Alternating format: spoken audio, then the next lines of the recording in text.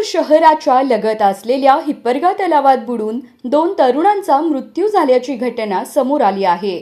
यामध्ये भारत शिवशंकर सुरवसे वय 28 राहणार शेळगी याचा मृतदेह सापडला असून त्याचा मित्र गिरीश माळगे या मित्राचाही मृत्यू झाल्याची भीती व्यक्त केली जात आहे।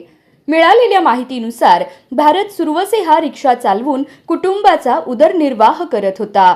घरातील करता मुलगा असल्याने त्याच्या लग्नाची जोरदार तयारी सुरू होती। सोमवारी दुपारी तो रिक्षा उभी करून मित्रासोबत दुचाकीवरून तलावावर पोहण्यासाठी गेला, मात्र पाण्याचा अंदाज न आल्याने दोघेही बुडाले।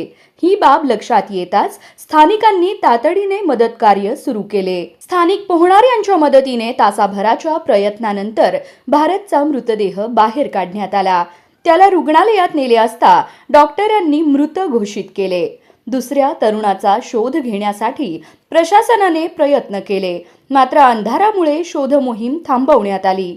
लग्नाच्या तोंडावर घडलेल्या या घटनेमुळे शेळगी परिसरात हळहळ व्यक्त होत आहे।